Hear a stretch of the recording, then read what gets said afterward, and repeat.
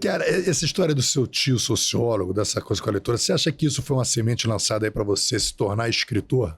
Foi sim, com certeza. É ali que eu comecei né, a tomar gosto pela leitura. Eu lia muito, hoje eu leio até um pouco mais, os colegas às vezes me zoavam, né? Logo quando eu entrei pra polícia, ainda soldado, cabo, eu Te levava... zoava porque você lia. Eu levava o livro pro trabalho, e no meus horários de descanso eu parava para ler. Aí o polícia ele quer conversar, quer bater papo, e eu quero ler, assim, sempre tive muito disso, mas o incentivo dele foi primordial. Ali eu comecei a criar realmente esse gosto pela leitura. Era uma coisa que eu achava que eu não tinha capacidade de fazer. Agora tu vê como é que o ser humano é, né, cara? Eu lia, eu achava aquilo o máximo, o cara ter uma mente criativa para inventar uma história, para criar uma história, para, né, desenvolver todo um enredo ali, um universo, um mundo, né, um planeta para ambientar a história dele ali. E eu li, achava aquilo legal, mas eu achava que eu não tinha capacidade para poder criar uma história também, né? Até que em 2012 eu falei, cara, eu vou tentar escrever uma história. E comecei a escrever, né, o primeiro livro, ele ficou parado ali. Eu escrevi acho que 18 capítulos do livro, né? E depois eu parei, aquilo ficou ali guardado na gaveta. A correria do dia a dia não deixou eu terminar. Mas em 2019 eu peguei aquilo, né? Falei, agora eu vou terminar esse livro. Terminei o livro, né? Que é uma fantasia, a história de 3 personagens, né, que vivem no mundo após o apocalipse da Bíblia, né, e eles ali vão desenvolvendo a história em busca de cumprir uma missão que foi passada para eles por um celestial. E eu terminei esse livro. 4 meses depois, eu já tinha escrito o meu segundo livro, que é o Eloá, é um romance policial, né, a história de um casal que se envolve são acusados de um homicídio de uma funcionária do Fórum da Capital. A Polícia Civil está ali investigando, né, no caso a DH, e eles saem numa busca aí para tentar provar a inocência deles e, né, tentarem viver bem ali como casal. Um ano depois eu já tinha escrito, um ano depois do segundo livro eu tinha terminado o terceiro livro, que é a continuação do primeiro, né? Do Apocalipse? No caso, eu nem terminei a história ainda, vou terminar ainda o último livro, estou escrevendo o último livro, vai ser uma trilogia. E quando eu terminei esse terceiro livro, acho que 6 meses ou 7 meses depois, eu estava com esse livro pronto, né? Que é... Cara, mas qual foi a inspiração dessa história? Você é evangélico, você tem uma... Não, mas eu sempre gostei de ler, e a Bíblia também foi um dos livros que Mas as pessoas, eu li. depois do Apocalipse, tem alguma coisa a ver com tem mensagens bíblicas, proféticas? Tem assim, algumas histórias que eu crio, né? Porque é uma invenção, né? Algumas histórias que eu crio a partir de alguns... Posso ver Pode, esse aqui é o mais novo livro que eu fiz. Esse é o da trilogia, esse é do casal. Não, esse é o mais novo que eu escrevi. Complexo, um romance. Então você tá no 4º livro, então. Esse é o 4º livro. Porra, bicho, tu tá, que tá, meu irmão? 4 livros. Esse aí... Eu já tava com inveja de você ter escrito 1, 4 vai... Vou abrir o meu aqui. Esse aí é... Esse é pra mim? Esse é pra você, esse porra. Mas esse aí é a história de uma menina que ela é moradora da comunidade da Mangueirinha, em Caxias. Um negócio que eu acho interessante, Rafa, é que eu escrevo meus livros, eu ambiento meus livros aqui no Brasil, né? Em locais aqui que é comum pro carioca, né? Por quê? Eu acabei conhecendo algumas outras pessoas que escrevem, aí eu estava conversando com uma menina e ela ambientou o romance dela na Inglaterra, né? Aí eu perguntei para ela se você já foi lá na Inglaterra. Ela, não, nunca fui lá não. Entendeu? Como é que tu vai criar Tá certo, às vezes você quer criar um romance de época com o pessoal com uma vestimenta, né, que é propícia daquela região da Europa e tudo mais, você escrever é legal, mas eu tento ambientar todos os meus livros aqui, para que o leitor, ele ali no decorrer da leitura, eu já passei nessa rua, já tive em frente a esse local, sabe? É um negócio que eu trago para mim. Então, essa história aí é a história de uma menina que ela é moradora da Mangueirinha, né, nascida e criada ali dentro da comunidade. O dono do tráfico, que também é nascido e criado, ele criou uma paixão por ela, né, e ele começa a assediar ela de uma forma ali que ela não aguenta, e ela sai da comunidade e ela começa um romance com um policial militar, que é o comandante do GAT que mais faz ocorrência na comunidade que ela mora. eu quis trazer esse livro um pouco para nossa O realidade. policial militar era casado, Não, tinha que 3 isso, filhos. pô. Não tinha 01, 02, 03, não. Era 02. Mas eu quis trazer para o nosso universo, por quê? Porque, assim, hoje a gente tem o cinema, ele tá dando uma atenção, né, para nossa profissão. Hoje Sim. você vê algumas séries aí, como a série do Zé Júnior aí, né, do Arcanjo Renegado, filmes como Impuros. Impuros, Tropa de Tropa de Elite, né? A população hoje ela gosta de entender um pouquinho do nosso universo aí. Agora acho que tem Verônica, né? Verônica, Tem vai lançar Verônica. esse que o Júnior fez agora, o jogo que mudou a história, né? jogo que mudou a Muita história, coisa assim, né, nesse universo. Então eu tentei escrever algo ali, né, que eu pudesse contribuir realmente com um pouco do dia a dia do policial, do dia a dia que a gente vê do morador da comunidade. Eu pude, assim, A capa do livro tá bem legal, hein, cara? eu pude narrar um pouquinho do cotidiano realmente do que o morador passa, cotidiano do que o policial passa dentro da comunidade ali nas suas incursões, um pouquinho de como funciona ali esse tipo de trabalho ali de confronto direto dentro da comunidade. O livro está muito legal. Quem gostou de séries e filmes, né, como Tropa de Elite né, Impuros, vai gostar dessa história aí. Tu falou um negócio interessante sobre a ambientação do cenário do livro, né? Minha primeira formação acadêmica é letras. Eu fiz letras e literatura. Então, quando tu começa a conhecer os autores, um dos autores que eu inicialmente conheci, falei, pô, meu irmão, mas que literatura chata, brother. Era José de Alencar e o livro era Senhora. Só que eu trabalhava, era office boy ali no centro do Rio de Janeiro, né?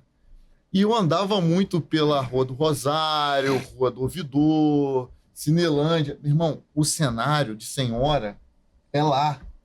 Aí eu, caraca, meu irmão. Aí voltava para casa mais empolgado para ler o livro por conta do cenário. Aí tinha a livraria Saraiva que ficava ali, né? E eu, caraca, meu irmão, o que será que era aqui na Saraiva, hein? Será que mais para frente no capítulo vai descrever? Então, a ambientação do livro do José de Alencar... Por que eu disse que a literatura... Eu achava a literatura do José de Alencar muito chata? Porque era assim... Vamos supor que ele fosse falar aqui do podcast. Ele ia descrever todo o cenário. O podcast tinha cortinas pretas, as paredes brancas, com luminárias no teto. A mesa era de madeira. Ele vai começar a descrever a madeira. Madeira queimada, de riscos queimados. Aí depois ele ia falar de cada um dos personagens. E aí ele entrava com diálogo. Eu falei, pô, chato pra caramba. Chato demais. Mas só que aí quando tu começa a ler a história, você está dentro do cenário. Você sabe detalhes do cenário. Isso é importante. Porque você fantasia isso na tua cabeça, né? Quando o autor ele cria ali o cenário ali, né, dentro do texto, ele faz com que você imagine como é que é as coisas. Você acaba imaginando ali como é que é o que ele descreveu. Só que, assim, você pode dar um pouquinho mais de fluidez, né, para a narrativa. Você pode descrever cada personagem em um momento da história para não ficar aquele negócio maçante, mas isso é de autor para autor, entendeu? Assim, mas deixa eu te fazer uma pergunta, vamos lá. Aí o cara que eu quero só ler isso aqui para o público aqui, tu fala assim, ó, traficantes, policiais e cidadãos, descubra quem realmente dita as regras na favela. Camila é apenas uma das várias pessoas que fazem parte do cenário atípico das favelas do Rio de Janeiro. Era uma mulher encantadora, que vê seus caminhos e os de sua família cruzarem com os do temido chefe do tráfico do complexo da Mangueirinha, que cortejou desde a juventude. Para escapar de suas investidas, ela deixa a comunidade e sua vida simples muda de maneira inesperada, influenciada por uma amiga. Ela concilia seus tempos entre o trabalho e a vida noturna nas baladas cariocas até que o destino lhe apresenta Heitor. O romance floresce, mas a reviravolta acontece quando Camila descobre que ele é, na verdade, índio, policial militar comandante do GAT e responsável por grandes operações contra o tráfico na favela onde foi criada. A relação coloca em risco sua integridade e envolve sua família em eventos que os colocam como réus diante do Tribunal do Tráfico. Adrenalina, jogos de poder e confrontos revelam o cotidiano desafiador de uma favela carioca, explorando as nuances do poder paralelo que força as pessoas a tentarem escapar desse cenário incomum. Maneiro. Agora, vamos lá. Aí primeiro, assim, parabenizar a editora PA, é isso? Páginas Autênticas. Páginas Autênticas, por apoiar um escritor. O seu primeiro livro também é deles? Não, o meu primeiro livro foi de uma outra editora que fechou. Mas como é que é esse negócio? Você quer escrever um livro, aí você escreve a história. Qual é o processo? Você entrega para o editor, o cara tem que gostar, Ou o cara, camarada, fala, pô, o cara é meu amigo. Isso foi o primeiro desafio que eu tive, né, Rafa? Eu acabei o livro, estava com aquele material na mão, mas não sabia como ia fazer para publicar. Não tinha a mínima ideia de como ia fazer para publicar aquilo. Então eu comecei a enviar alguns e-mails para algumas editoras conhecidas, né? Falando, eu enviava o original, né? Ali, aquele texto, e só recebia negativa atrás de negativa. Não me interessa, não estamos pegando originais, é só assim. Né? A gente não tem um nome, então a editora não tem. Originais, não estamos pegando original originais. É o seu texto original, o texto que você fez ali, né? É cru. Você acabou de escrever a história, aí você envia aquele texto para a editora vai fazer uma avaliação para ver se interessa a eles publicar ou não. Entendeu? Só que uma editora de nome, né? Uma Sextante, uma Abril Jovem, Editora Globo, eles não têm uma certeza de que vai pegar o seu livro ali e o seu livro vai dar retorno, que ele vai fazer um investimento no seu livro e o seu livro vai trazer um retorno para ele. Então, eles não pegam. Aí eu fiquei com aquele material sem saber o que fazer. Aí eu comecei a pesquisar na internet e comecei a entender que há editoras que a gente chama de prestadoras de serviço, né? Você paga por aquele serviço. A gente chega a pagar até R$4.000 para publicar um livro, para pegar 100 exemplares. Aí esse dinheiro que você paga custeia revisão, criação de capa, diagramação, inscrição na Biblioteca Nacional, né? Todo o caminho que ele faz para te entregar esse exemplar na sua mão e te entrega uma quantidade de exemplar por aquele valor. Aí, dali para lá, é tudo contigo, cara. Marketing, se tu vai vender de porta em porta, se tu vai bater no colégio, se tu vai anunciar, isso aí é tudo contigo. Quer dizer, você está praticamente sozinho para tentar mostrar o teu trabalho. Entendeu? Se você não tiver um dinheiro para fazer um marketing, você vai vender de boca em boca, vai botar na internet. Essa é a grande dificuldade que tem. Tem muitas pessoas aí que escrevem, né?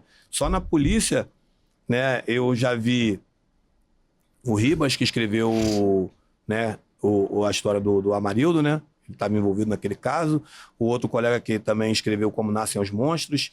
Tem um colega aí que acabou de escrever um livro. Como Nascem os Monstros é uma biografia, não? É, uma biografia de um... Ele era policial militar do Rio de Janeiro? Era policial militar do Rio de Janeiro. Você lembra desse livro, cara? Lembro. O cara preso, acho que ele estava preso, não foi? Ele está preso ainda. Está preso, né? Escreveu o livro. Esse livro foi um sucesso, não foi? Teve um marketing em cima dele. Teve uma... Chamou a atenção. Agora, um livro que chocava pelo tanto de polêmicas que tinha. Chamou a atenção. Agora tem um livro aí que acho que tá chamando... Circulou assim nas redes sociais, né? Os Oficiais do Crime. Né? Tá circulando agora, atualmente. Tá circulando agora, entendeu? Mas quando você fala de polícia, é muito complicado, porque se você escrever de polícia, você tem que se confundir com a polícia, porque você vive as histórias e você não pode narrar elas como aconteceu, você tem que... Se tu tá nativa, não dá, né? Entendeu? É uma coisa difícil. Eu, particularmente, não gosto de escrever sobre polícia, assim, sobre a realidade da polícia. Eu prefiro escrever ficção, que é um tipo de leitura que eu gosto mais. Ficção, fantasia, história. Os livros que eu leio sempre foi isso, né? O Senhor dos Anéis, Game of Thrones, esse tipo de leitura que me interessa. Então, eu tento me atentar mais à ficção. Mas todos eles passaram por essa mesma dificuldade de acabar o material deles, pagar para poder chegar nesse ponto do livro e depois a divulgação e tentar vender com ele. Então, a gente não tem um incentivo para poder tentar divulgar o nosso trabalho. Isso dificulta muito, entendeu? Bom, você está no 4º livro. Alguma coisa aconteceu de interessante. Deu certo o seu primeiro? Você conseguiu ter o retorno que você queria? Eu não consegui ter retorno com os livros ainda, mas acabou sendo alguma coisa que eu gosto. Me tira um pouquinho desse universo de polícia quando eu estou escrevendo, ou quando eu estou vendo as coisas do livro, né? Porque se a gente só viver a polícia, se você deixar a polícia, ela invade até a tua folga.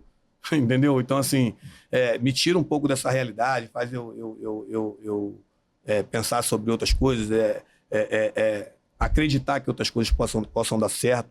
Quando eu comecei a escrever, né, era um hobby, né? Era um hobby e eu não falava que eu era autor, eu falava que eu era policial, né? Hoje eu já vejo como uma profissão, mesmo que não me dê o retorno que eu espero, eu vejo como uma profissão.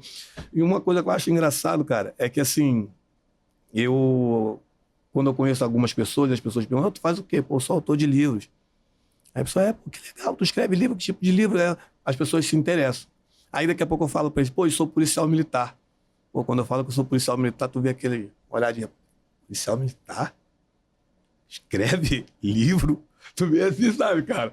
É um bagulho que a pessoa não acredita que por baixo da farda tem um cidadão como qualquer outro, cara. Capaz de escrever um livro. Capaz de escrever um livro e atuando em outras coisas. Você vê, tem um policial aí que ele foi campeão aí do MasterChef, cara. Né? O policial militar foi campeão do MasterChef, viu? Tem outros policiais escrevendo, tem policiais aí com trabalhos sociais na área do esporte, né? Tem policiais fazendo trabalhos sociais em hospitais, tem policiais fazendo trabalho com marketing, tem policiais que são formados aí que dão aula em faculdade. Policiais fazendo filme. Fazendo filme. Empresários. Porque o espanto, porque o espanto em o cara te falar, será que eles acham que a gente é analfabeto, cara? Que a gente não tem capacidade, né, de criar algo? Mas assim, é um negócio que no começo me incomodava, né? Quando eu falava o que era, eles falavam, mas depois eu também... Mas é o preconceito, e é um preconceito até que a própria arte sempre nos vendeu dessa forma. Sempre nos vendeu dessa forma. Entendeu? Assim, eu sempre falei aqui, cara, quando o policial aparecia no filme, ou na música, ou... aqui no Brasil, principalmente, era sempre de uma forma obscura. Ou ele estava envolvido numa sacanagem, ou era um torturador, ou um assassino, era um cara sempre... Não era retratado de uma forma positiva. Em contrapartida, nos Estados Unidos, o policial, na maioria dos filmes, era retratado de uma forma positiva. Tanto que as pessoas aqui acham que os policiais nos Estados Unidos são feras, são fenomenais. E aqui não. Só que, pô, a gente sabe que lá eles têm uma estrutura de justiça, até uma estrutura de persecução criminal muito, muito séria. Lá você mijou fora do pneu que você vai preso. Então lá não tem essa conversa. Porém, o que nós fazemos aqui, principalmente no Rio de Janeiro, é muito desafiante para policiais de qualquer localidade, lugar qualquer país do mundo. Talvez no México tenha uma coisa parecida. O México é meio complicado também. Talvez alguns países da América Latina e tal, mas estou dizendo um trabalho de polícia. Tem outros não, tem outros que é o exército que faz o policiamento, porque a coisa é tão caótica que a polícia não tem nem condições de fazer. Mas quando eu conheci policiais nos Estados Unidos, cara, o cara tinha 20 anos de polícia, ele falou que ele nunca deu um tiro.